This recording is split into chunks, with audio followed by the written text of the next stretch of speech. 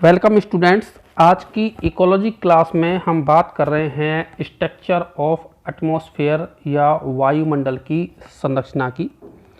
जैसा कि हम सभी जानते हैं कि हमारे चारों तरफ या कह सकते हैं कि पृथ्वी के चारों ओर ये वायुमंडल स्थित है और यह वायुमंडल या एटमॉस्फेयर जो है एक तरीके से हम साधारण शब्दों में कहें तो वायु का जो है हमारे चारों तरफ आवरण है और यह वायु हमारे विभिन्न प्रकार से हमारे लिए उपयोगी है। चाहे हम जीवन के लिहाज से देखें तो हमारे लिए श्वसन के लिए ज़रूरी है, चाहे दाब के लिहाज से देखें तो वायु दाब ज़रूरी है।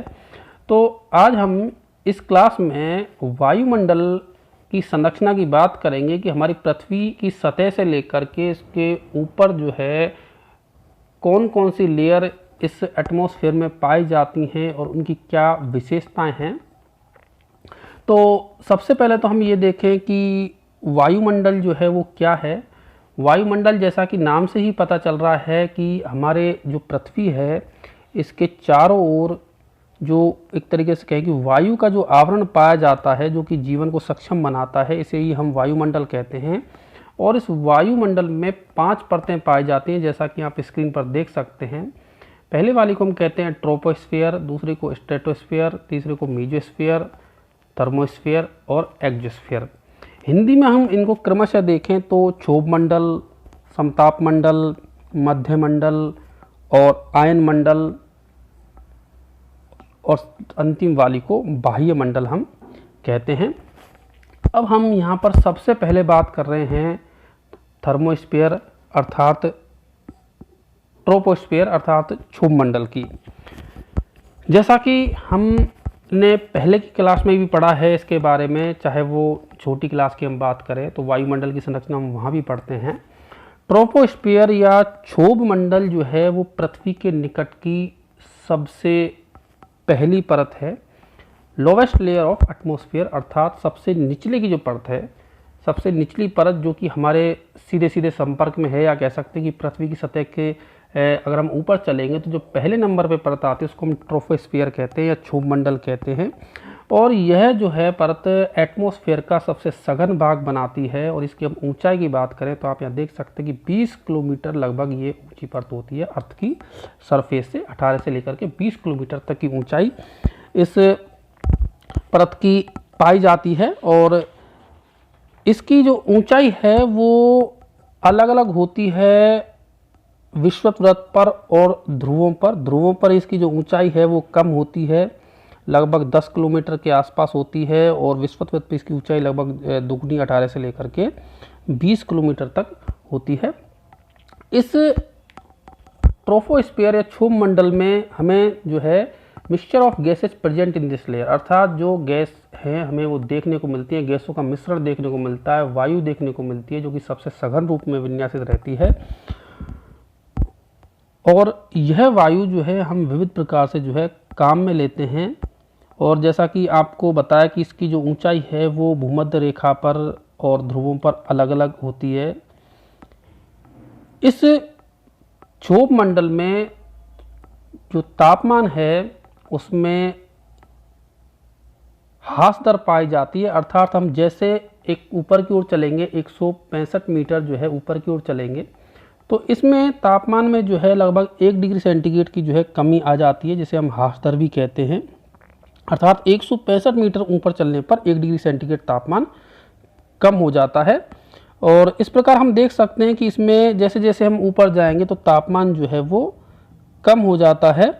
और इसी परत में जो है धूल के कण पाए जाते हैं। और हमारे साथ ही साथ जो वेदर है इसमें क्लाउड्स अर्थात बादल निर्माण है, वर्षा है, स्नोफॉल है, ये सभी जो है हमें देखने को मिलते हैं। और इसी परत में जो है प्रकाश के कारण जो धूल के कण हैं वो इधर उधर बिखरते रहते हैं और साथ ही साथ जो प्रकीर्णन की क्रिया है वो पाई जाती है। और इसी के कारण हमें आकाश का जो रंग है वो नीला दिखाई देता है, क्योंकि जो धूल के कण हैं उनके द्वारा प्रकाश के नीले और बैंगनी रंग के अलावा सभी रंगों को जो है अवशोषित कर लिया जाता है और जो नीला और बैंगनी रंग होता है वो परावर्तित हो जाता है। तो ऐसे में आकाश का जो रंग है हमें वो नीला दिखाई देता है। और इसी क्षोभ मंडल में पृथ्वी की सबसे अधिक जलवाष्प, या कह सकते हैं कि हम 90% जो जलवाष्प है, 90% जो जलवाष्प है वो इसी परत में पाई जाती है। और यहाँ पर वायु की, जैसा कि आपको बताया कि सघनता सर्वाधिक रहती है। इस परत की अगर हम ऊपरी सीमा को देखें या टॉप की बात करें तो उसको हम ट्रोपोफेज कहते हैं, अर्थात यहाँ पर हमारा जो क्षोभ मंडल है वो समाप्त हो जाता है, उसको हम कहते हैं ट्रोपोफेज। और इस परत में तापमान ऊपर तक 30 किलोमीटर तक पहुंचने पर काफ़ी जो है कमी हमें देखने को मिल जाएगी। लगभग -50 से लेकर के -60 डिग्री तक जो सेंटीग्रेड तापमान है माइनस में, वो चला जाता है। और इसमें लगभग 75% जो है वायुमंडल की पूरे की जो वायु है इस ट्रोपोस्फीयर में पाई जाती है, इसी में समाहित होती है। और जैसा कि आपको बताया कि जो सारी घटनाएं हैं, चाहे वो बादलों का बनना, बिजली चमकना, आंधी तूफान इनका उठना, ये सभी इसमें संपन्न होता है। और साथ ही साथ जो वायु की संवैनिक धाराएं हैं वो इस मंडल को पार नहीं कर पाती हैं। तो ऐसे में भी जो है नमी जो है इसी के जो है बाहर नहीं जा पाती। यहाँ पर नमी जो है हमें सर्वाधिक देखने को मिलती है। और यह जो क्षोभ मंडल की परत है वो हमारे लिए बहुत ज़्यादा महत्वपूर्ण बन जाती है, क्योंकि इसी में उपस्थित वायु से जो है सभी जीवधारियों का जीवन चल पाता है। तो ये तो बात होगी ट्रोपोस्फीयर की। अब हम बात करेंगे एटमॉस्फेयर की दूसरी लेयर, जिसको हम कहते हैं स्ट्रेटोस्फीयर की, जिसको हम स्थिर मंडल भी कहते हैं या समताप मंडल कहते हैं। समताप मंडल या स्थिर मंडल इसको इसलिए कहते हैं कि इसमें जो है जिस तरीके से हमने देखी थी कि पिछली वाली परत में जो है कई सारी घटनाएं हमें देखने को मिलती है मौसम संबंधित, इसमें ऐसा कुछ नहीं होता। यहाँ पर मौसम जो है वो शांत रहता है, इसीलिए इसको हम स्ट्रेटोस्फीयर भी कहते हैं या समताप मंडल कहते हैं। तो ये जो है क्षोभ मंडल के बाद में आने वाली दूसरी परत है ऊपर की ओर, क्या कह सकते हैं क्षोभ मंडल से ऊपर का जो क्षेत्र है वो समताप मंडल कहलाता है। और आपको बताया था कि यह जो क्षोभ मंडल से क्षोभ सीमा या ट्रोपोफेज है उसके द्वारा अलग रहता है, क्योंकि इसकी जो पिछली वाली परत है उसकी जो टॉप सीमा है उसको हम ट्रोपोफेज कहते हैं। तो ऐसे में ट्रोपोफेज के द्वारा ये अलग रहता है। और यह जो है फैला हुआ है लगभग 50 किलोमीटर तक जो है फैला हुआ है, 50 किलोमीटर तक की ऊंचाई तक ये वितरित है। इसमें लगभग 20 किलोमीटर तक जो है वो तापमान स्थिर बना रहता है, लेकिन धीरे धीरे जो वृद्धि करता है। और हवाएं यहाँ पर काफ़ी ठंडी होती हैं, विरल होती हैं। और अक्षांशों की अपेक्षा हम देखें तो जो भूमध्य रेखा पर है उस पर तापमान ज़्यादा कम जो है हमें देखने को मिलता है। और इसमें आप देख सकते हैं कि जो टेम्परेचर है वो हमें -60 डिग्री सेंटीग्रेड तक जो है इसमें देखने को मिलेगा। हालांकि तापमान में शुरुआती तौर पर जो है वृद्धि देखने को मिलती है।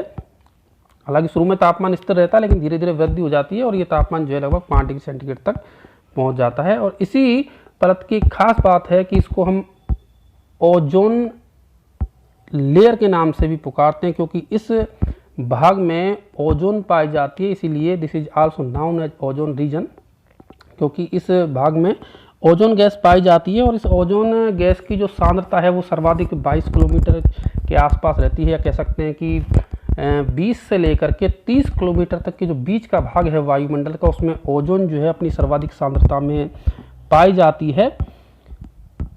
साथ ही साथ अगर हम देखें तो इस परत का महत्व हमारे लिए बहुत ज़्यादा है, क्योंकि इसमें चूंकि ओजोन है और ओजोन जो है हमें सूरज के जो हानिकारक यूवी रेडिएशन हैं, अल्ट्रावायलेट रेडिएशन हैं, उनसे जो है हमारा बचाव करती है।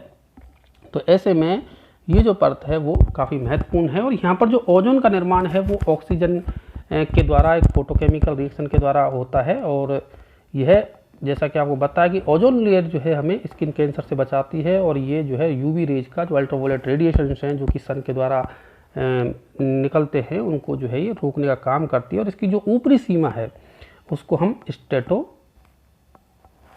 कहते हैं। बादल, धूलकण, जलवाष्प जैसा कि पिछली परत में पाए जा रहे थे, इसमें वो नहीं पाए जाते। और इस भाग में हमें परिवर्तन बिल्कुल कम देखने को मिलते हैं। क्षेत्र अधिकतर शांत रहता है, तूफान भी नहीं आते। और वायुयानों के लिए भी ये क्षेत्र जो है अनुकूल माना जाता है, क्योंकि इसमें किसी प्रकार के जो परिवर्तन है वो देखने को नहीं मिलते। और इसीलिए हम इसको समताप मंडल भी कहते हैं, या स्थिर मंडल भी जो है इसको नाम दिया जाता है, क्योंकि इसमें जो है क्रियाएं स्थिर रहती हैं, इसलिए इसको स्थिर मंडल भी कहते हैं, स्ट्रेटोस्फीयर भी कहते हैं। तो ये तो बात हो गई इस स्ट्रेटोस्फीयर की। अब हम बात करेंगे मीजोस्फीयर की या मध्यमंडल की। मीजोस्फीयर जो है वो वायुमंडल की तीसरी परत है, थर्ड लेयर ऑफ एटमॉस्फेयर है, और यह फैली रहती है 50 से लेकर के 80 किलोमीटर तक। मैं आपको यहाँ पर पुनः स्मरण करा दूँ, 0 से लेकर के लगभग 18 से 20 किलोमीटर तक पहली परत है, 20 से लेकर के 50 तक दूसरी है, और 50 से लेकर के 80 किलोमीटर तक तीसरी परत जो है फैली हुई है, जिसको हम मीजोस्फीयर कहते हैं या मध्यमंडल कहते हैं। और इस परत में तापमान जो है पुनः ऊंचाई के साथ साथ कम होता है, जैसा कि आप वो पिछली वाली परत में देखा था हमने कि -60 से लेकर के तापमान 5 डिग्री सेंटीग्रेड तक पहुंचता था, धीरे धीरे उसमें वृद्धि हो जाती है। लेकिन यहाँ पर जो है तापमान में पुनः ऊंचाई के साथ साथ कमी होती है, और इसकी जो ऊपरी सीमा पर जो तापमान है, in this layer low atmospheric pressure and low temperature present, अर्थात बहुत ही कम तापमान जो है इसकी ऊपरी सीमा पर पहुँच जाता है, लगभग -100 डिग्री सेंटीग्रेड तक तापमान जो है इसमें हमें देखने को मिलेगा। और इस मध्यमंडल का जो प्रमुख कार्य है वो सूर्य की किरणों की जो रेडियो तरंगे हैं उनको अवशोषित करने का भी है, और इसका जो परिसीमा है इसको हम मीजोपॉज भी कहते हैं। जैसा कि आप यहाँ देख सकते हैं कि temperature being to drop from stratosphere and reach as a minimum about 95 degree to 100 degree centigrade, अर्थात इसमें जो टेम्परेचर है वो गिरना शुरू हो जाता है और लगभग -95 से 100 डिग्री सेंटीग्रेड तक ये पहुंच जाता है। यहाँ पर हमने एक चित्र जो है इंटरनेट की सहायता से लिया है, जिसमें आप समझ सकते हैं कि किस तरीके से जो है तापमान में परिवर्तन हमें देखने को मिलते हैं वायुमंडल में ऊपर चलने पर। आप डायग्राम को जो है ढंग से समझें। देखिए, ये जो पहली लेयर है वो ट्रोपोस्फीयर है, जो कि फैली हुई है लगभग 20 किलोमीटर तक। दूसरी वाली जो लेयर है उसको हम स्ट्रेटोस्फीयर कहते हैं, जो कि 20 से लेकर 50 किलोमीटर तक फैली हुई है। उसके बाद में मीजोस्फीयर जो कि 80 किलोमीटर तक फैली हुई है। दूसरा वाला जो डायग्राम है ये भी हमें दिखा रहा है किस तरीके से जो है मौसम में या टेम्परेचर में चेंज हमें देखने को मिलता है। आप इस पर जो है ध्यान दें यहाँ पर, तो आप देखने में पा सकते हैं कि किस तरीके से। सबसे पहले हम यहाँ बात कर रहे हैं कि ट्रोपोस्फीयर में तापमान आप देख सकते हैं कि 20 डिग्री सेंटीग्रेड से धीरे धीरे कम हो रहा है और ये -60 डिग्री सेंटीग्रेड तक पहुंच जाता है ट्रोपोपॉज में। उसके पश्चात ये तापमान लगभग स्थिर रहता है और पुनः बढ़ना जो है शुरू कर देता है स्ट्रेटोस्फीयर में, और स्ट्रेटोस्फीयर में तापमान बढ़कर के लगभग 5 डिग्री सेंटीग्रेड तक पहुंच जाता है, और उसके पश्चात पुनः तापमान जो है वो गिरना प्रारंभ हो जाता है और ये -80 से लेकर के -100 डिग्री सेंटीग्रेड तक पहुंच जाता है। अगर हम देखें तो उसके पश्चात थर्मोस्फीयर में वापस से जो तापमान है वो बढ़ने लग जाएगा और ये काफ़ी अधिक पहुंच जाएगा, लगभग 2000 डिग्री सेंटीग्रेड तक जो तापमान है वो थर्मोस्फीयर में हमें देखने को मिलेगा। आप यहाँ देख सकते हैं कि जो तापमान में किस तरीके से थर्मोस्फीयर में तापमान बढ़ जाता है, क्योंकि सूर्य की किरणों का प्रभाव यहाँ सर्वाधिक रहता है, जिसके बारे में हम अभी चर्चा करेंगे। तो तीसरी जो परत है हमारी वो समाप्त हो गई है, जिसको मीजोस्फीयर कह रहे थे। अब हम बात कर लेते हैं चौथी लेयर की, जिसका नाम है थर्मोस्फीयर, जिसको हम कहते हैं तापमंडल भी कहते हैं, या केवल इसको आयोनोस्फीयर भी कहते हैं, या आयनमंडल भी कहते हैं। तो थर्मोस्फीयर जो है it extends up to 500 kilometre above the earth, अर्थात ये जो है पृथ्वी की सतह से लगभग 400 से लेकर के 500 किलोमीटर तक की ऊंचाई पर फैला हुआ है। अर्थात हम देखें तो 80 से लेकर के 400-500 तक की ऊंचाई पर फैला हुआ है। It characterised by steady temperature increase with height, अर्थात इसमें हमें ऊंचाई के साथ साथ तापमान में बढ़ोतरी देखने को मिलती है, जो कि लगातार क्रमशः होती जाती है, जो कि आपको पता है कि बहुत ज़्यादा जो है इसमें तापमान ऊपर जाने पर पहुंच जाता है। यहाँ पर वायु बिल्कुल विरल हो जाएगी क्योंकि तापमान अधिक है, और निरंतर ऊंचाई के साथ साथ जो है वो हल्की होती चली जाती है। और यहाँ पर जो है आवेशित कण पाए जाएंगे, जिनको हम आयन भी कहते हैं। ये प्रचुर मात्रा में यहाँ आयन उपस्थित रहते हैं, और इस तरीके से हम देखें तो आयनों की उपस्थिति के कारण एक इलेक्ट्रिकली चार्ज्ड लेयर है ये, क्योंकि यहाँ पर विद्युत आवेश जो है एक तरीके से उत्पन्न हो जाता है, और जिसके कारण जो है आयन जो है रेडियो तरंगों को पृथ्वी की ओर परावर्तित करते हैं, और इसीलिए जो है दूरसंचार जो है हमारा वो संभव हो पाता है। इस आयनोस्फीयर की वजह से, क्योंकि इसमें जो है आयन हमें देखने को मिलते हैं। आयन के कारण जो है कि आवेशित परत होती है और इसी कारण हमारा जो दूर संचार है वो संभव हो पाता है। इस परत को हम आयनोस्फीयर भी कहते हैं।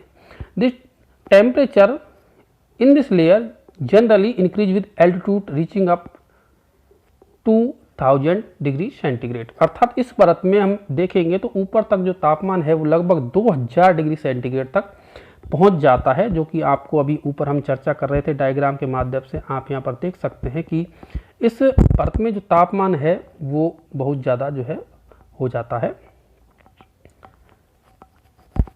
इन this layer ultraviolet and cosmic rays causes ionisations of molecule like oxygen and nitric oxide. अर्थात इस परत में सूर्य की अल्ट्रावायलेट और कॉस्मिक रेज के कारण जो है आयोनाइजेशन की प्रक्रिया पाई जाती है। जो मॉलिक्यूल्स हैं जैसे कि ऑक्सीजन, नाइट्रिक ऑक्साइड, इस तरीके के जो मॉलिक्यूल्स हैं इनका आयोनाइजेशन हो जाता है, अर्थात आयनों का निर्माण होता है। और इस परत का जो महत्व है हमारे लिए इसलिए है क्योंकि जो रेडियो तरंगें हैं इस आयनमंडल से परावर्तित होकर के पृथ्वी पर पहुंचती हैं, जिसके कारण हम बेतार दूरसंचार के साधन जो है उनका, चाहे वो टीवी है, रेडियो है, इनका सभी का जो है प्रयोग कर पाते हैं। सूर्य से यह भाग जो है अधिक मात्रा में ताप अवशोषित करता है और इसीलिए जो है यहाँ पर तापमान 2000 डिग्री सेंटीग्रेड तक पहुंच जाता है। अब हम बात करेंगे नेक्स्ट परत की, जो कि है एक्सोस्फीयर या बहिर्मंडल या वायुमंडल हम इसको कहते हैं। और ये वायुमंडल की सबसे ऊपरी सतह है जो पृथ्वी में 400 या 500 से लेकर के अंत तक विद्यमान रहती है, या कह सकते हैं कि लगभग यह 1600 से लेकर के 30,000 किलोमीटर तक जो है फैली हुई है। यहाँ पर ये कह सकते हैं कि अत्यंत विरल है और सन्ने सन्ने धीरे धीरे आकाश में मिल जाती है परत। और इसके बारे में जो है जानकारी रॉकेट और कृत्रिम उपग्रहों की सहायता से ही ली जाती है। और यहाँ पर जो तापमान है वो बहुत ज़्यादा देखने को मिलता है क्योंकि सूर्य का जो है सीधा प्रभाव रहता है, सोलर रेडिएशन जो है यहाँ पर सीधे पड़ते हैं। किसी प्रकार की जो है आमतौर पर यहाँ पर गैसें जो है बहुत अत्यंत न्यून मात्रा में पाई जाती है, जिसके कारण तापमान बहुत ज़्यादा देखने को मिलता है। और यहाँ पर हाइड्रोजन और हीलियम मॉलिक्यूल्स जो है मुख्यतः प्रेजेंट रहते हैं। और अंत में यह जो एक्सोस्फीयर है वो आकाश में कह सकते हैं कि एक तरीके से समाप्त हो जाता है। यहाँ पर गुरुत्वाकर्षण बल भी समाप्त हो जाता है और हम कह सकते हैं कि ये धरती के वायुमंडल की अंतिम परिसीमा है, जिसके पश्चात वायु तत्व भी जो है यहाँ पर समाप्त हो जाता है।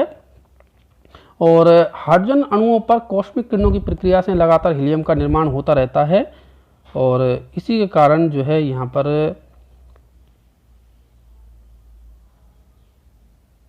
कह सकते हैं कि एयर जो है वो लगभग नगण्य जो है मिलती है। तो इस प्रकार हम जो है इन सभी परतों को देखने से पाते हैं कि क्षोभ मंडल जो है वहाँ पर ही गैसीय मिश्रण उपस्थित होता है जिसे हम वायु कहते हैं, और यह वायु ही हमारे जीवन में प्राणों का संचार करती है। और यही परत जो है हमारे, हालांकि प्रत्येक परत का अपना अपना महत्व है, लेकिन जीवन के लिहाज से देखें तो ट्रोपोस्फीयर जो है वो सबसे आवश्यक परतों में से एक है। इसी के साथ आज का हमारा ये वीडियो यहीं पर समाप्त होता है। Thank you.